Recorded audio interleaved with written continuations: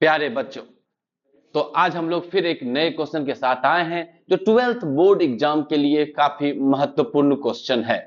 जैसा कि आप जानते हैं हम 22 क्वेश्चन डिस्कस कर रहे हैं, थ्योरी क्वेश्चन डिस्कस कर रहे हैं, है ना। एक एक दो दो करके क्वेश्चंस आपके सामने आ रहे हैं हर एक लेक्चर में। तो जो टॉपिक है हम लोगों का, जिससे अभी हम लोग क्वेश्चन डिस्कस कर रहे हैं, वो issue of share forfeiture and reissue of share, issue of debenture and redemption of debenture topic है।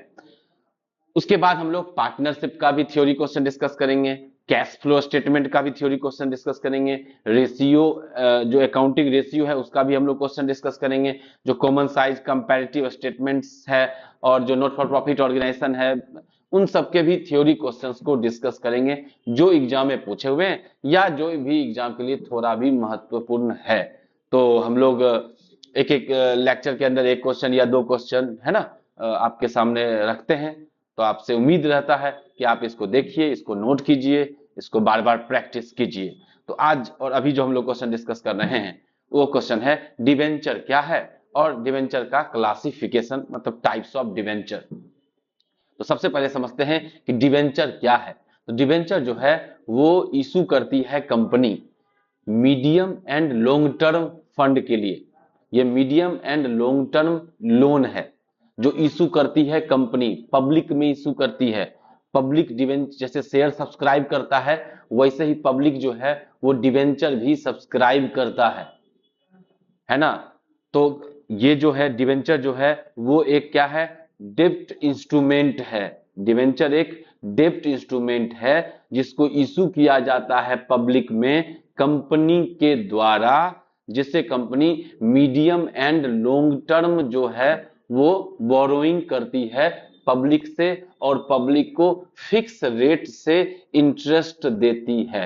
डिवेंचर का नाम जो होता है वैसा नाम होता है 11% डिवेंचर, 12% डिवेंचर। मतलब डिवेंचर होल्डर्स जो होते हैं, जो डिवेंचर सब्सक्राइब करते हैं, उनको फिक्स रेट से डिवेंचर पर इंटरेस्ट मिलता है। नाम में ही इंटरेस्ट का परसेंटेज छिपा रहता है। डिवेंचर जो है वो क्या है, medium and long term fund के लिए जब डेब्ट इंस्ट्रूमेंट जारी करती है कंपनी, ठीक है। तो और उस जो सब्सक्राइब करते हैं, जो डिवेंचर होल्डर होते हैं, उनको फिक्स रेट से इंटरेस्ट दिया जाता है कंपनी के द्वारा, ठीक है। कंपनी जो गवर्नमेंट है वो भी डिवेंचर इशू करती है, लेकिन जनरली उसमें डिवेंचर ना बोल के उसको बॉन्ड्स बोला जाता है। जैसे जीरो कूपन बॉन्ड्स हो गया, जैसे गोल्ड डिपॉजिट बॉन्ड्स हो गया, है ना, स्पेशल बियरर बॉन्ड्स हो गया। कई तरह के बॉन्ड्स वगैरह जो है गवर्नमेंट भी पब्लिक से पैसा लेने के लिए, बोरो करने के लिए इशू करती है। तो डिवेंचर किसको कहेंगे, है ना।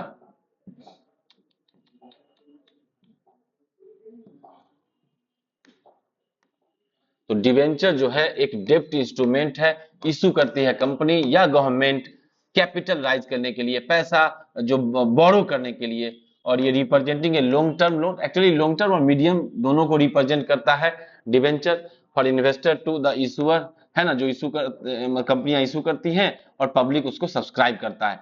Investor act as a creditor, जो डिवेंचर होल्डर होते हैं वो क्रेडिटर होते हैं। जैसे शेयर होल्डर जो होता है वो ओनर होता है, जबकि डिवेंचर होल्डर जो होता है वो क्रेडिटर होता है ना। हम लोग एक क्वेश्चन और डिस्कस करेंगे, डिवेंचर और शेयर में अंतर क्या है, या डिवेंचर होल्डर और शेयर होल्डर में अंतर क्या है, वहां पे और बात निकल के आएगा। और रेगुलरली रिसीव करते हैं फिक्स इंटरेस्ट रेट से, इंटरेस्ट रिसीव करते हैं, है ना। और एक टाइम पीरियड के बाद उनका प्रिंसिपल अमाउंट वापस कर दिया जाता है डिवेंचर होल्डर को, मतलब डिवेंचर का रिडम्पशन हो जाता है। डिवेंचर का क्या हो जाता है, बोलो, रिडम्पशन। तो ये तो डिवेंचर है, व्हाट इज डिवेंचर। उसके बाद हम लोग देखते हैं classification, various kinds of debenture. Debenture को कई तरह से क्लासिफाई किया गया है। सबसे पहला जो क्लासिफिकेशन का बेस है वो based on security, debenture based on security. Security के बेस पर दो तरह का डिवेंचर है, एक सिक्योर डिवेंचर है और एक अनसिक्योर डिवेंचर है। नाम से ही पता चल जाता है, जब कंपनी डिवेंचर इशू कर रही है और पब्लिक से पैसा ले रही है तो पब्लिक को सिक्योरिटी चाहिए, तो सिक्योरिटी के तौर पे कोई फिक्स एसेट्स को रखा गया है ना। तो जब कंपनी किसी पार्टिकुलर एसेट्स को एज ए सिक्योरिटी रखती है डिवेंचर के अगेंस्ट, है ना, तो ये सिक्योर डिवेंचर कहलाएगा। तो जब कंपनी डिवेंचर इशू करती है सिक्योरिटी के साथ तो ये सिक्योर्ड डिवेंचर हो गया, और जब डिवेंचर इशू किया जाता है विदाउट एनी सिक्योरिटी, जब कंपनी का बहुत रेपुटेशन होता है मार्केट में, इन्वेस्टर्स का भरोसा होता है, तो कंपनी को कोई भी सिक्योरिटी रखने का जरूरत नहीं है। वो कंपनी अपने रेपुटेशन से ही डिवेंचर होल्डर को जो है, डिवेंचर होल्डर उसके डिवेंचर को सब्सक्राइब कर लेंगे, पब्लिक जो है डिवेंचर को सब्सक्राइब कर लेगी, तो वो डिवेंचर जो होता है वो बिना सिक्योरिटी के जारी किया जाता है, तो वो अनसिक्योर्ड डिवेंचर हो गया। तो सिक्योर्ड डिवेंचर और अनसिक्योर्ड डिवेंचर।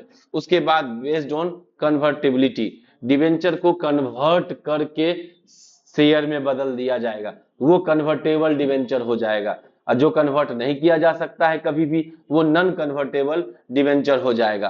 कन्वर्टेबल डिवेंचर वो डिवेंचर है जो इशू तो डिवेंचर के रूप में हुआ है, लेकिन एक स्पेसिफाइड टाइम पीरियड के बाद उसको कन्वर्ट कर दिया जाएगा, किसमें, शेयर्स में। नॉर्मली जो मिनिमम पीरियड मतलब एक होना चाहिए 18 मंथ, 18 मंथ के बाद ही डिवेंचर को कन्वर्ट किया जा सकता है, किसमें, शेयर्स में। तो डिवेंचर कंपनी इशू की है, पब्लिक सब्सक्राइब किया है और वो कन्वर्टेबल डिवेंचर है, तो कंपनी जो है 18 महीने के बाद ही उसको कन्वर्ट कर सकती है शेयर्स में।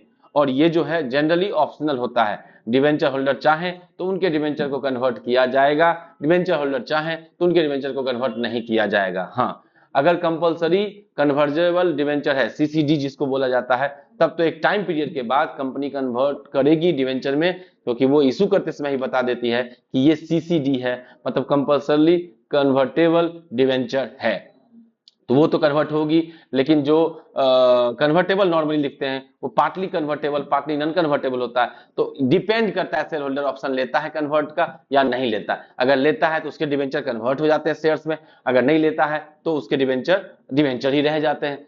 और नॉन कन्वर्टेबल तो पता चल ही गया, जो डिवेंचर कभी कन्वर्ट नहीं होगा, किसमें, शेयर्स में। जो डिवेंचर के रूप में इशू हुआ और जो रिडीम भी होगा डिवेंचर के रूप में ही होगा, वो नॉन कन्वर्टेबल डिवेंचर हो जाएगा। उसके बाद हम लोग देखते हैं बेस्ड ऑन रिडम्पशन, है ना। तो डिवेंचर को रिडीम करना होता है, तो उस रिडम्पशन के आधार पर दो तरह के डिवेंचर होते हैं, एक होते हैं रिडीमेबल डिवेंचर, एक होता है इररिडीमेबल डिवेंचर।